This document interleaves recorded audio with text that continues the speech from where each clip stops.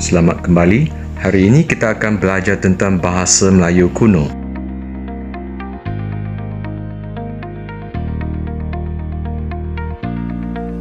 Dalam tajuk bahasa Melayu kuno, kita akan belajar tentang konsep bahasa Melayu kuno. Seterusnya, ciri bahasa Melayu kuno dari aspek sistem tulisan dan ejaan serta kosakata. Akhir sekali, bahan bukti iaitu patu bersurat atau prasasti.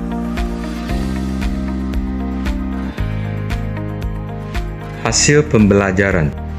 Pada akhir pembelajaran, murid seharusnya dapat menjelaskan konsep bahasa Melayu kuno, mengenal pasti ciri bahasa Melayu kuno dan menyatakan bahan bukti penggunaan bahasa Melayu kuno. Konsep bahasa Melayu kuno.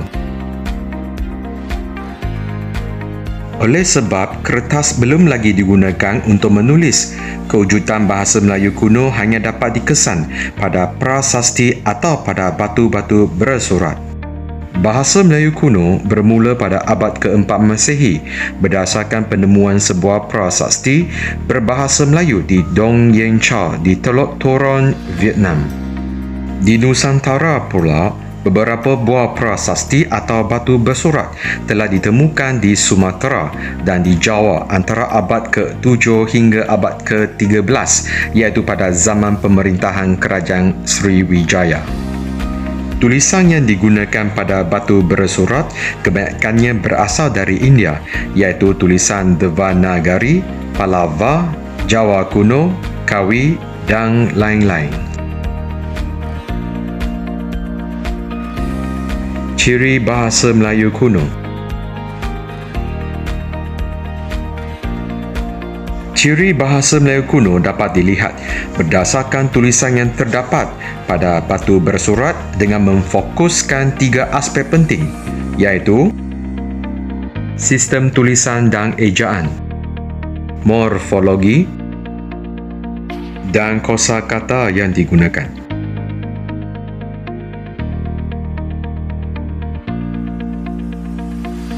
Tulisan yang terdapat di Nusantara ketika itu ialah tulisan rencong yang dikesan di daerah Sumatera Selatan, iaitu di Palembang, di Bangkahulu dan di Lampung.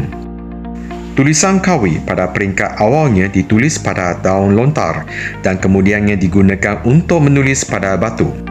Tulisan ini digunakan pada batu bersurat di Joreng dan di Padan Lawas yang terletak di Tapanuli, Sumatera Utara. Selain itu, tulisan Nagiri yang berasal dari utara India digunakan pada batu bersurat yang ditemukan di Gandasuli.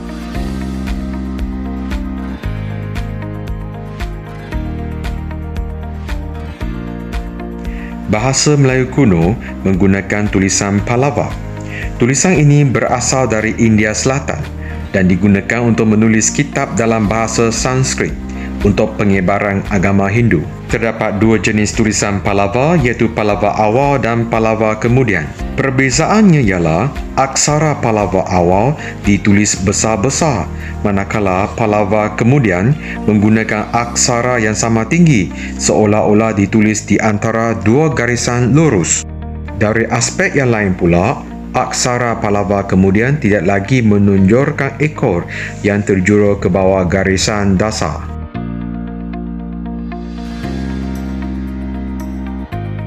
Perbezaan ejaan bagi sesuatu perkataan antara bahasa Melayu kuno dengan bahasa Melayu moden adalah seperti yang berikut. Konsonan W dalam bahasa Melayu kuno menjadi konsonan B dalam bahasa Melayu moden. Vokal E dalam bahasa Melayu kuno digantikan dengan vokal E pepet dalam bahasa Melayu moden. Konsonan Eng dalam bahasa Melayu kuno menjadi Eng Y dalam bahasa Melayu moden.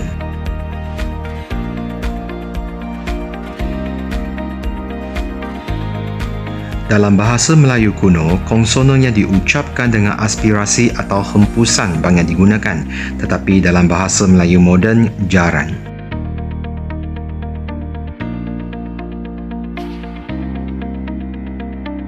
Dalam sesetengah perkataan, konsonan H dalam bahasa Melayu kuno telah ditiadakan dalam bahasa Melayu modennya.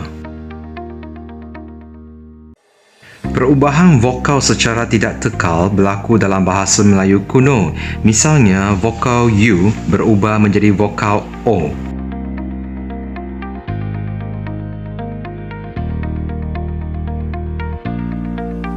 Akhir sekali, fonem M menjadi NG.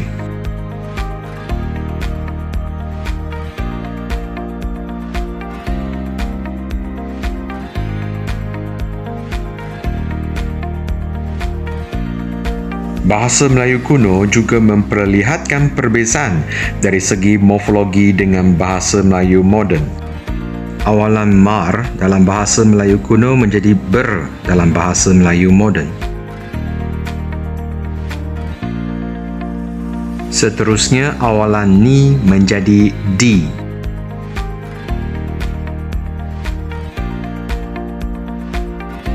Awalan par menjadi per.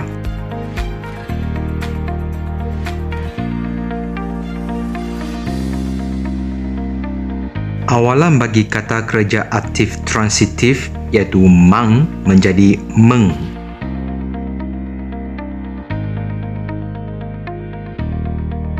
Seterusnya, awalan maka dan akhiran a yang digunakan dalam bahasa Melayu kuno tidak lagi digunakan dalam bahasa Melayu moden.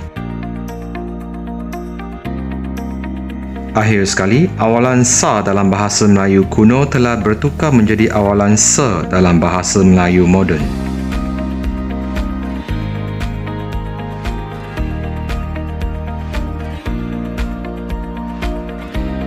Bahasa Melayu kuno banyak menerima pengaruh bahasa Sanskrit, terutama dari segi kosakata. Antara faktornya ialah bahasa Sanskrit merupakan bahasa kelas atasan dan mempunyai tamadun yang tinggi. Bahasa Sanskrit merupakan bahasa agama Hindu yang banyak dianuti masyarakat ketika itu. Bahasa Melayu kuno kekurangan kosakata untuk mengungkapkan sesuatu konsep baharu. Berikut merupakan contoh kosakata yang berasal daripada bahasa Sanskrit yang telah terserat ke dalam bahasa Melayu.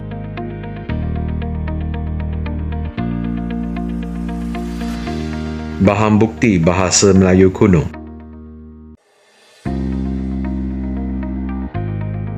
Penggunaan bahasa Melayu kuno dapat dibuktikan dengan penemuan batu-batu bersurat di Kedukan Bukit Palemban, Talan Tua Palemban, Kota Kapor Pulau Bangka, Karam Berahi Meringing daerah Hulu Jambi.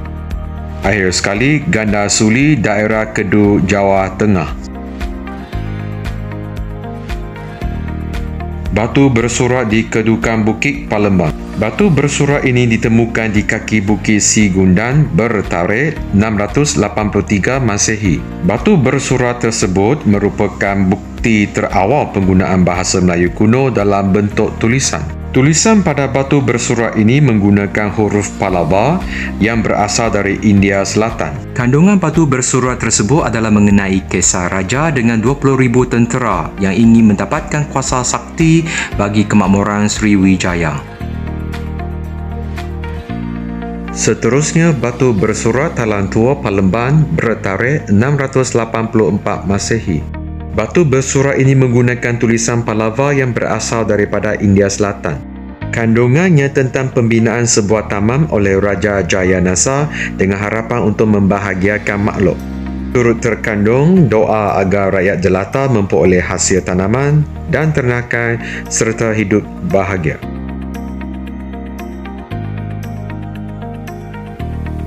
Batu bersurat Kota Kapor Pulau Bangka bertarikh 686 Masehi.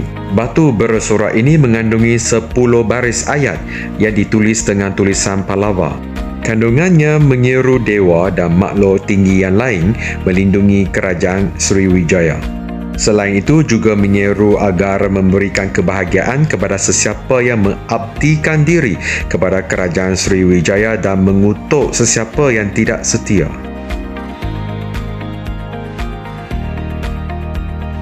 Batu bersurat Karam Berahi, Meringing Jambi, bertarikh 686 Masehi. Batu bersurat ini menggunakan huruf Palava dan kandungannya hampir menyamai petikan pada batu bersurat Kota Kapur.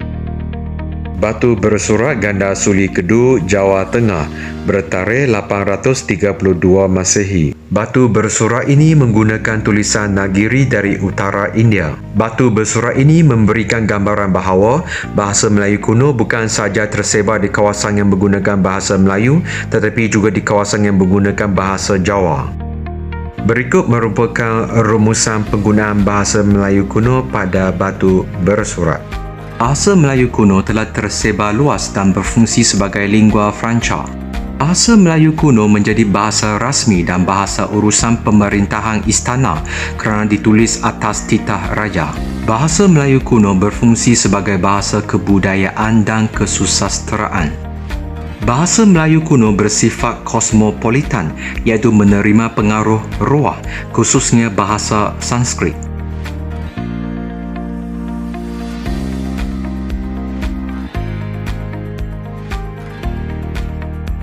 Seterusnya, bahasa Melayu kuno sudah mempunyai sistem tulisan yang dipinjam daripada bahasa Sanskrit. Bahasa Melayu kuno berkembang pesat pada zaman kerajaan Sriwijaya.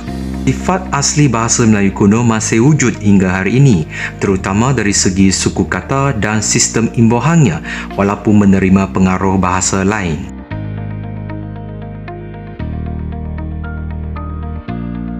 Setakat ini sahaja untuk hari ini. Kita jumpa lagi.